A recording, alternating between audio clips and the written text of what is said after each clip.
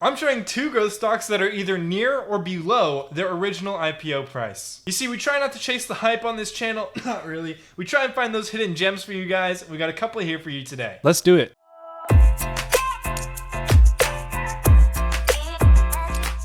What's going on, everybody? My name is Matthew. Welcome back to my channel, and today we are talking all things growth stocks. I've got two very exciting stocks for you today. One you've probably heard of, and the other, maybe not. No time wasted, let's get right into it with stock number one, Farfetch. Full transparency, at the time of recording, I currently do not own any shares of Farfetch. I'm still doing my DD on this one, but so far I like what it has to offer for the reasons that I'm about to get into. So don't go and buy this stock just because you think I've already bought my shares. I know some of you out there do just follow the picks that I make, and I'm honored, but that's a little scary and I really don't recommend that. I really just want to be a launch pad for your independent research. I'm not a professional, this is all for entertainment purposes, only you know the drill. Anyways, Farfetch is a high-end luxury online retailer, and they sell to both men and women. They offer a wide range of designer brands, and I decided to highlight the ones that I recognize just for fun, because if you look at me, I'm not that much of a designer guy. But it turned out I recognized a lot of them.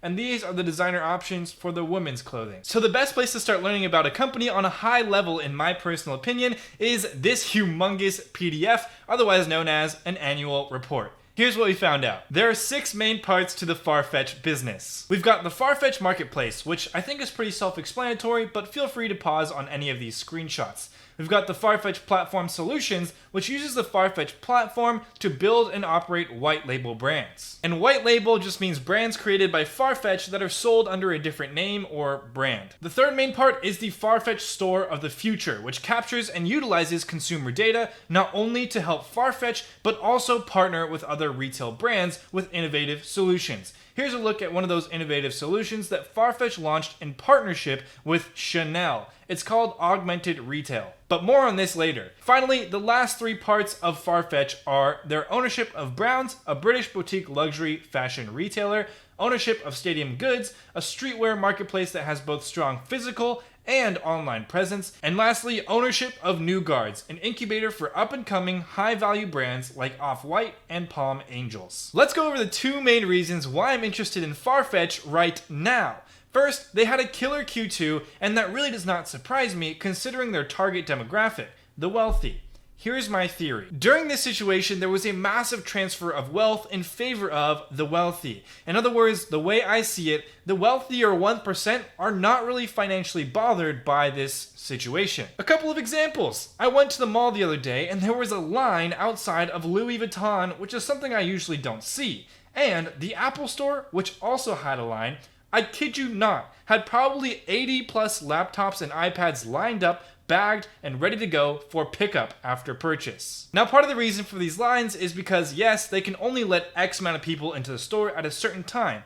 But still, another observation of how the rich are barely affected. A friend of mine went to the golf range on a random Tuesday, and he told me, 1, the range was packed, and 2, there were people teeing off from the first hole nearly every 10 minutes or so. The course was really busy. So in summation, to see a luxury retailer have a solid Q2 during this situation, it kind of makes sense. And ever since I made this observation of the little to no impact on the 1%, I've been looking for stocks whose business models target the 1%. For example, no joke, I looked at a company called Marine Max that has new and used boats and yachts for sale. Because that's what rich people do. They buy boats even when they literally don't need one. But before I had this revelation, Wall Street beat me to the punch just by a little bit. Because Marine Max stock is up almost 300% since the March lows, trading like a tech stock. But even though I missed out on these gains, it told me one thing: I was on the right track. So now, what other stocks target the 1% or high net worth clients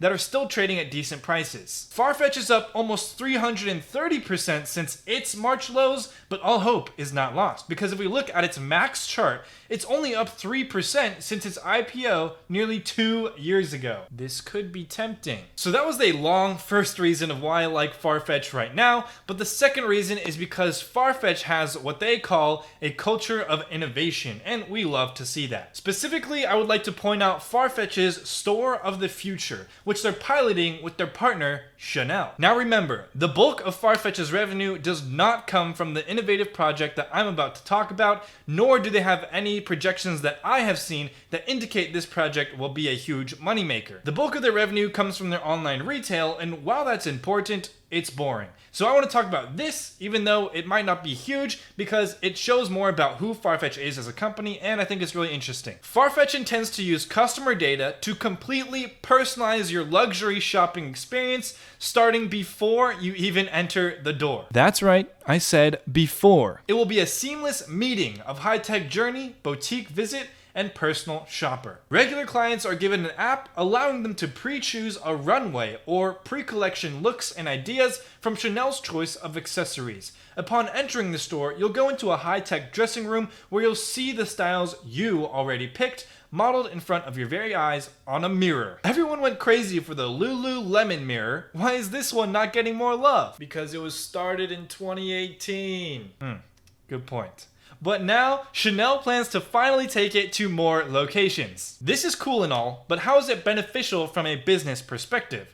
Let me tell you a quick story. One day, a local client of 5 years came in for a belt. With the mirror, the sales associate could show her different approaches of how it could be worn with different styles and outfits. The customer ended up taking a twin set she had not previously considered before, after trying it on and playing with the image on the mirror. The mirror, among other purposes, massively helps with not only upselling accessories, but entire outfits. And mind you, luxury brand entire outfits can be worth thousands of dollars because they see how it looks in the mirror all put together and they want to wear that, so they just buy the whole lot. It's like buying an outfit off a mannequin, except instead of having to physically change a mannequin 20 different times, you can just do it on a mirror and it's dressed on a normal person. Now before we move on to stock number 2, Farfetch's balance sheet actually looks pretty strong. They have $802 million in cash and $2.73 billion in total assets, which means they have more cash than they do in borrowing, with $459 million in long-term debt, and more total assets than in their total liabilities of $1.84 billion. With $1.4 billion in current assets and only $528 million in current liabilities,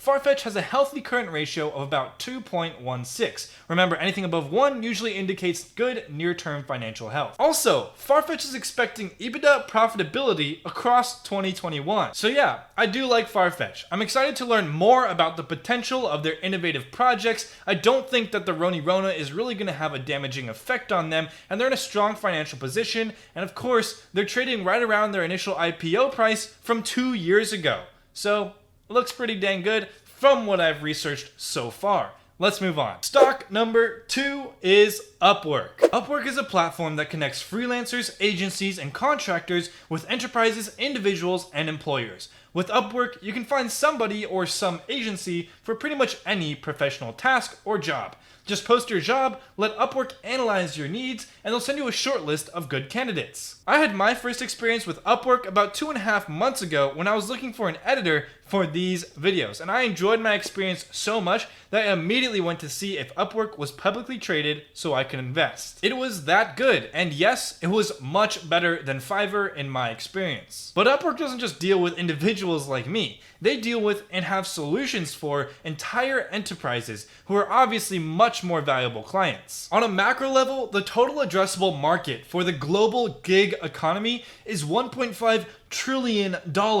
About 36% of US workers are now involved with the gig economy, and if the gig economy keeps growing at its current rate, more than 50% of the US workforce will participate in it by 2027. Upwork has great financials and a strong financial position, but I don't want to bore you with more of that. Let's get into the nitty-gritty of their Q2 conference call in a spitfire round. I'm about to spit exactly 8 back-to-back facts from Upwork's Q2 conference call. Number 1, in Q2, Upwork onboarded a record number of new clients and increased their core clients by 4,000 to 133,300. Number 2, Upwork was able to take advantage of work-from-home tailwinds. Number 3, 45% of hiring managers froze full-time hiring, yet 72% continued or increased their usage of independent professionals.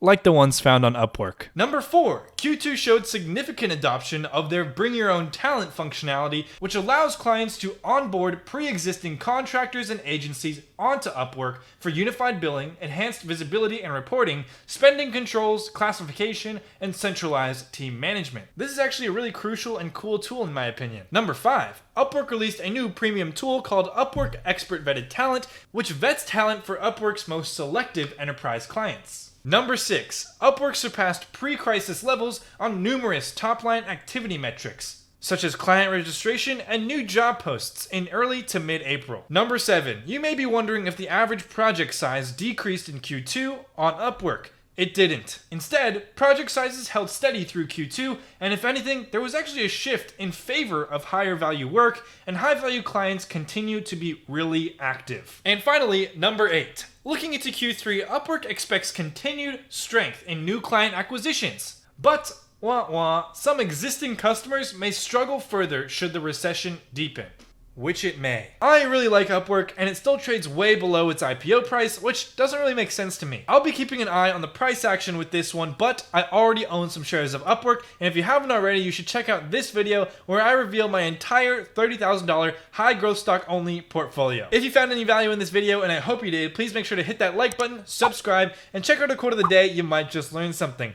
Be sure to follow me on Instagram for daily posts about my portfolio, stocks I'm watching, and all that good stuff. And if you're watching at this point in the video, you are the real MVPs. Don't forget your peace and thank yous.